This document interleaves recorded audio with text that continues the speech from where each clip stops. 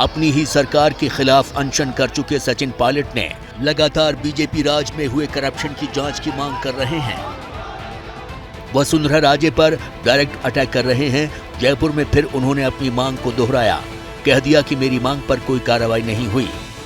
हम जनता के बीच जब गए थे तो सबसे प्रमुख, आप सब लोगों को याद होगा, सबसे प्रमुख मुद्दा यही था कि वसुंधरा जी की करप्शन को हम एक्सपोज करेंगे। एसीबी बड़ा सक्रिय है, बड़े छापे डाले हैं, अधिकारी आईएएस, आरएएस, आईपीएस, नाना प्रकार के लोगों को रंगे हाथों पकड़ा है। ये स्वागत योग्य कार्रवाई। हमने कहा था कि हम वसुंधरा जी के कार्यकाल में जो करप्शन हुआ है उस पर कार्रवाई करेंगे। इस बात को सुनकर जनता ने हमको वोट दिया था, तो वो करना बहुत ज़रूरी है। मैं समझता हूँ अब बहुत कम समय रहा है चुनाव से पहले, इसलिए इस पर कार्रवाई करनी चाहिए। करप्शन एक ऐसा मुद्दा है जो प्रदेश और देश में दीमक की तरह इसको खा रहा है, संस्थाओं को कमज़ोर कर रहा है। और जब मैंने अनशन किया था, हमारी महात्मा गांधी की पार्टी है कांग्रेस पार्टी, यहाँ पर सच की बात रखना, करप्शन के खिलाफ आवाज़ उठाना, अन्याय के खिलाफ अपनी आवाज़ रखना, ये हमारे संस्कारों में है कांग्रेस पार्टी के, जो 125 साल पुरानी हमारी पार्टी है। उसके तहत मैंने एक अनशन रखा था राजस्थान, जयपुर में, मेरे 11 तारीख को। आज 2 हफ्ते हो गए, अभी तक कोई कार्रवाई हुई नहीं है।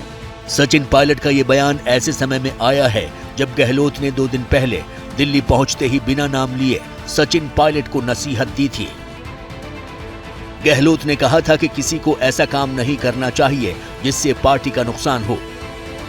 हालांकि इस बयान का जवाब सचिन पायलट ने अपने अंदाज में दिया।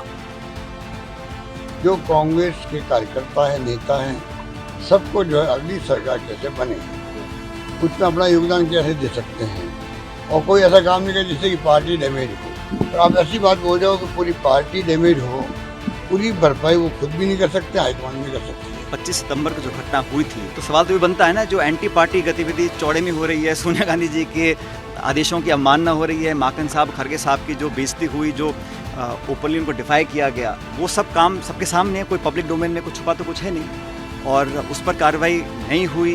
क्यों नहीं हुई, क्या कारण रहे? आपको बता दें कि 11 अप्रैल वाले सचिन पायलट के अनशन को लेकर कांग्रेस आला कमान ने इसे एंटी पार्टी एक्टिविटी बताया था। सचिन पायलट पर कार्रवाई करने के संकेत दिए थे। तब सचिन पायलट ने दिल्ली में पार्टी हाईकमान से मिलने की कोशिश की थी, लेकिन मुलाकात नहीं हुई। इस बार गहलोत दिल्ली में हैं। सवाल है कि क्या पायलट और गहलोत की अदावत चुनाव से पहले किसी फॉर्मूले के साथ खत्म होगी? क्योंकि अगर टकराव जारी रहा तो कांग्रेस की परेशानी बढ़ना तय है।